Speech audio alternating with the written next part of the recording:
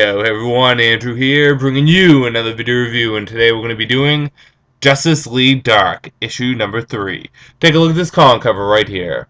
Now, when we last left off on issue number 2, the Enchantress is getting more powerful, but also more unstable, and these miscellaneous members of the DC Universe, which will eventually become the Justice League Dark, are starting to come together and work with each other.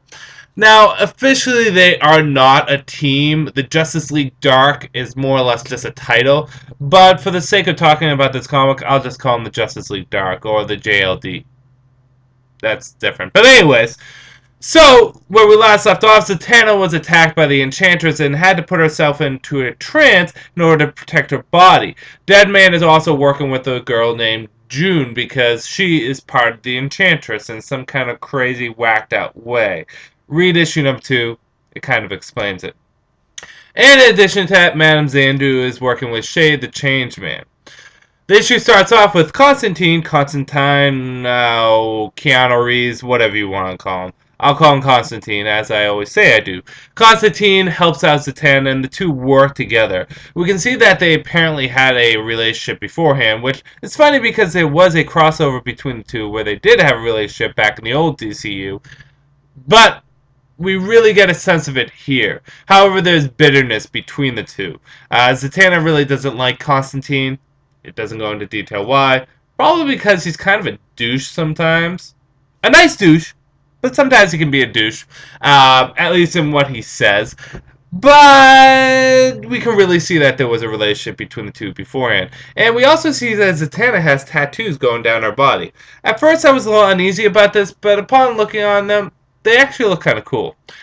Zatanna wants to work with Constantine, but Constantine says bugger off and does his own thing.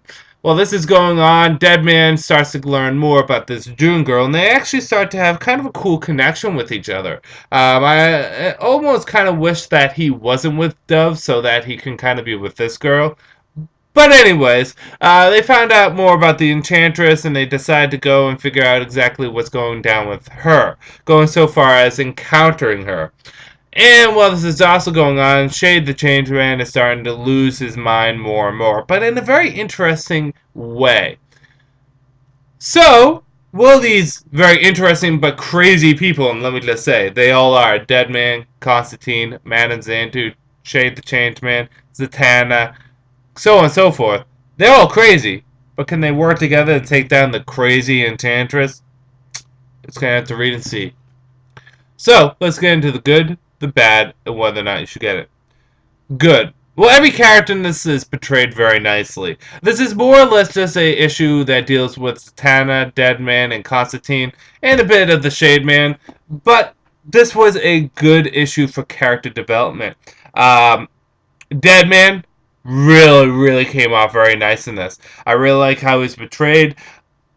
I'm not the biggest Deadman fan. I don't hate him. I like him. He's okay, but he really shined in this issue.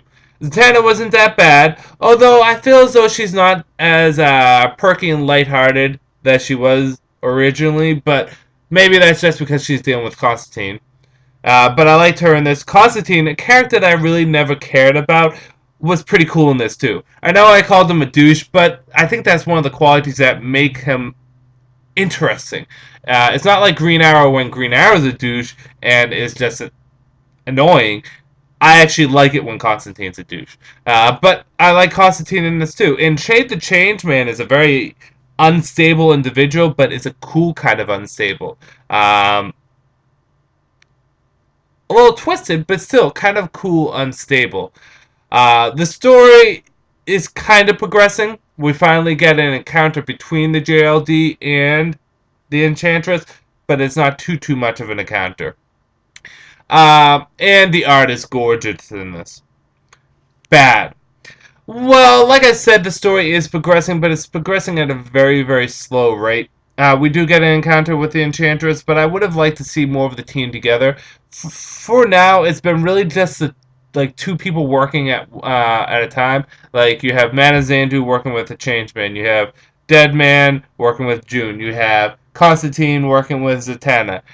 But you don't have them all together. We need to bring this team together to progress the story at more than just a sales pace.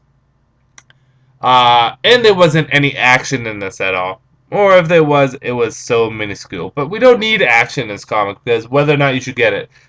Justice League Dark is a really fun comic, and issue number 3 shows that. This is like a group of misfit toys. If I had to give a comparison, it's kind of like the Secret Six were back in the day before the relaunch. Uh, they're just so random of characters that happen to be magic based, but they're so fun, they're so interesting, they're so compelling. Uh, I really enjoy this comic, and there's very little bad I can say about it. It's not for everyone, mind you, but for really hardcore comic book fans, people that love to read comic books, for more than just their favorite superheroes, but for good stories or good characters, which, a lot of people you're going to say, Andrew, everyone likes to read stories about good comic book characters and good stories. That's not necessarily the case. I know a lot of people that love Superman, Batman, Wonder Woman, or Green Lantern, but when I try to get them to read something like Aquaman, or maybe have them read something like Justice League Dark, they'll be like, well, it may be good, but I'm not really interested. Um, for hardcore comic fans, Justice League Dark is a gem. It is fun, it's enjoyable. It's not your traditional comic book, but I think that's what makes it so appealing. Really enjoyed this. I am looking forward to issue number 4. And I don't really care the pace. I know I said that was kind of bad, but I really don't care about the pace of this comic because the writing of the characters is very nice. Keep this going. So, if you are a fan of any of these characters, or if you're a fan of kind of the dark magic stuff, take a chance at Justice League Dark. You will enjoy it. This is Andrew saying peace out for now.